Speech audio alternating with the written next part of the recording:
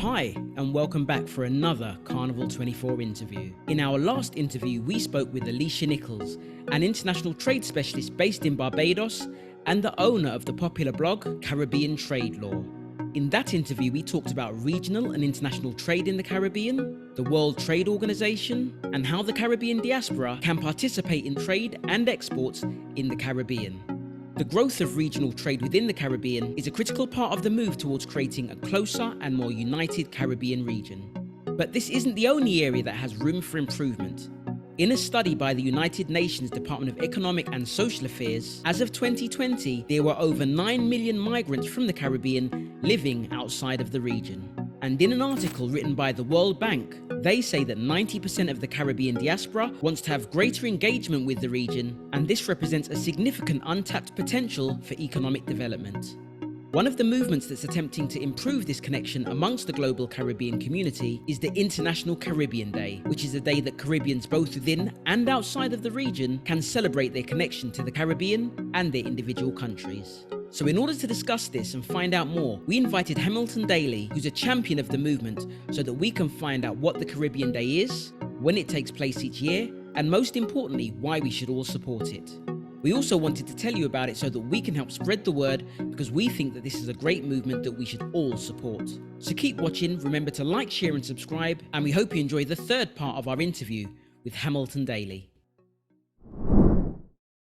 So we've been speaking about people who have Caribbean heritage.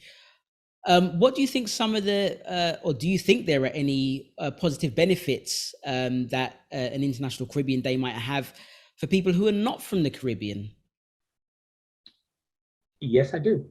Because okay. I think the Caribbean Day will present this opportunity to find something about the Caribbean that you didn't know. A Caribbean meal, for instance, Caribbean movie, it's going to be Caribbean Day. It's a theme which will sell and sell and sell.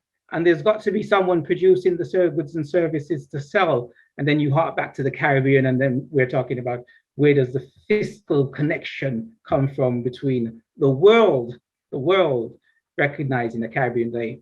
Because first of all, we've recognized and we've asserted this is a date that is prominent to us. So everyone else, you've got to respect the fact we're saying this, because we respect all of your days. It's reciprocity. Basically, we've looked at yours with respect, you look at ours with respect. But we've got to assert that. No one's going to give us that respect. We've got to assert that respect on a global scale. Right. So I suppose that moves on to my next question. What do you think some of the biggest misunderstandings people who are not from the Caribbean have about the Caribbean region? And if so, why do you think they have those misunderstandings? Yeah. The Caribbean, as far as I know from experience of dealing with people who aren't from the Caribbean, they take the Caribbean to be sort of a heaven on earth. And if I've traveled and when I come back from the Caribbean, the first question I get, well, why did you come back? I don't know. I'm never sure how to take that question, actually. But it's supposed to be this idyllic place on the planet. And one of the things is that where the Afro-Caribbean community was shipped as slaves, there could have been worse places that we could have been shipped apart from the Caribbean. And then we inherit this beautiful environment. There's always economic realities for some sections of the community there, but in terms of just being one of the most beautiful places on earth, that certainly is the Caribbean. So it's a misconception. I think they're probably right that we are living in paradise when we enjoy the Caribbean. Yeah, that's interesting. Do you think that perception is influenced perhaps by the way that the Caribbean is marketed through tourism, in the way it's marketed, how it's marketed, maybe even who it's marketed by in other countries abroad? Do you think that's had an effect perhaps on how people who are not from the Caribbean view the Caribbean and perhaps created that disconnect? Yeah, that's an interesting question, because there's two points to that, isn't it? There's the Caribbean is marketed by brands in the tourism sector that sell the highlights and the beaches and all the beautiful things. Then we get the free marketing, which we don't have to pay for. They just give us that for free, where there's about the crimes and the violence of certain communities. And that's bad news travels faster than good news. So there's two ends. But as far as the tourism, I think certainly the tourism sector, and what most people across the world, I know most people across the world, but certainly the marketing of the Caribbean is effectively done.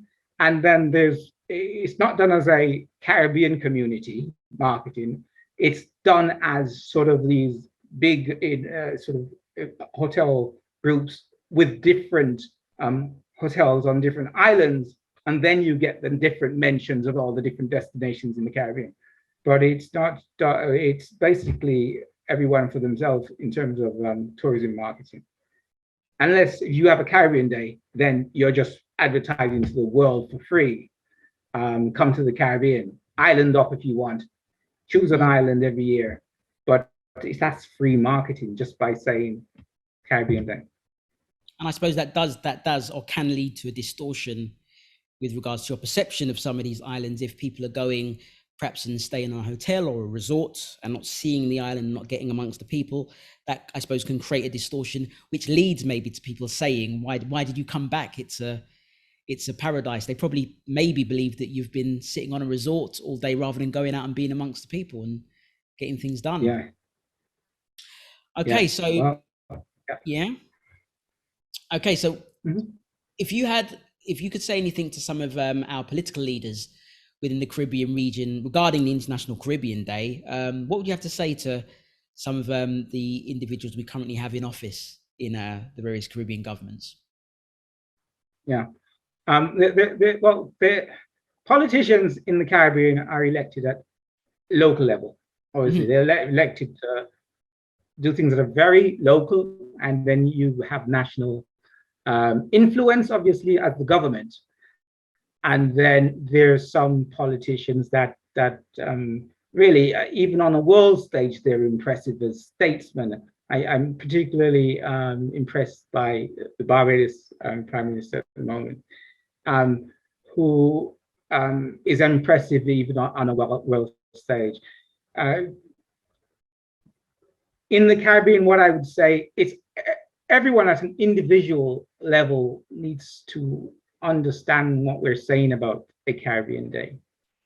And we don't necessarily need governments to pivot one way or the other on this, but we'd like individuals to, each and every one, just look at themselves and say, I mean, what does the future look like in the Caribbean?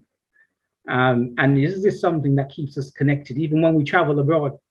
I grew up in Jamaica, and when I traveled to the UK, the first thing is that all the things that, for instance, Emancipation Day,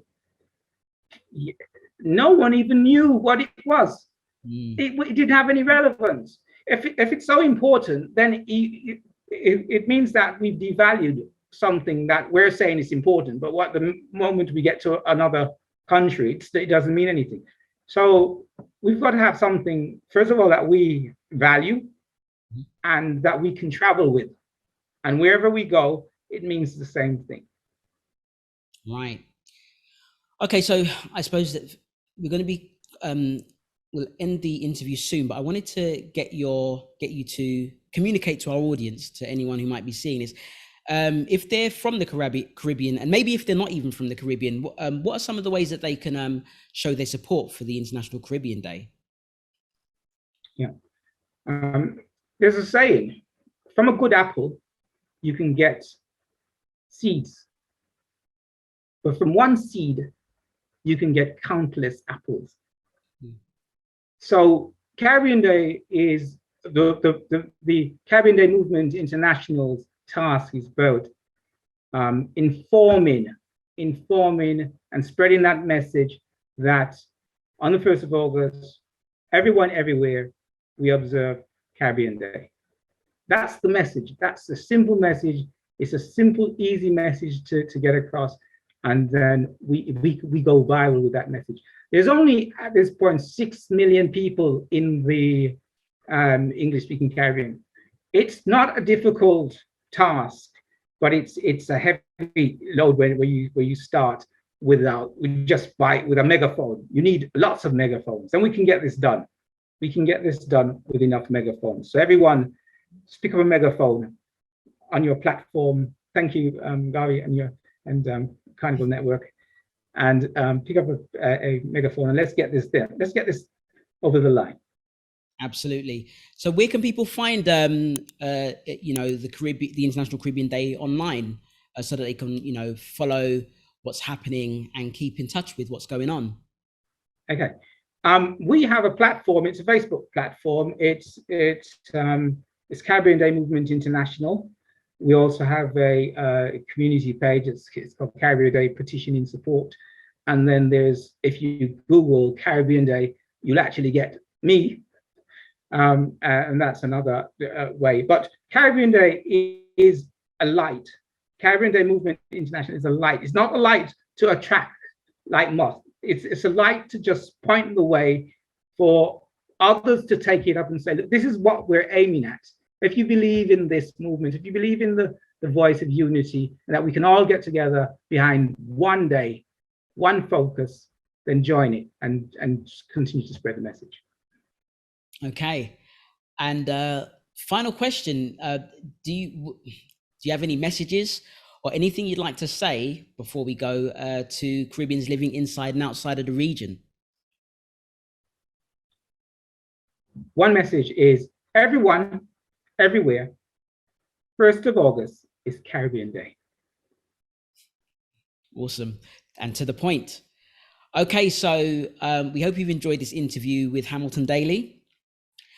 Make sure you go to Facebook, have a look, and like the Facebook page and show your support. What we'd like to see here at Carnival Network is a lot more people celebrating International Caribbean Day, and more people knowing about the International Caribbean Day as well, and the significance of the date as well. So Hamilton Daley, we thank you for giving us your time to tell us about the day, and we may have to get you back on here at some point in future, so expect an email at some point. So no problem. So to everyone watching, we hope you've enjoyed this again. If you've got anything that you'd like to add, any comments, anything like that, please just pop that down in the comment section to any of these videos that will be going out on our Facebook page and via YouTube. And we hope you've enjoyed it. This is 𝐷𝐲𝐵, and you have been watching Carnival 24. We hope you enjoyed the third part of our interview with Hamilton Daley, and if you support the International Caribbean Day movement, then leave a like and a comment, and don't forget, remember to share this video with people that you think would be interested, and let them know, because we believe this is a movement that we should all get behind. This is 𝗷𝐲𝐵, and you are watching Carnival 24.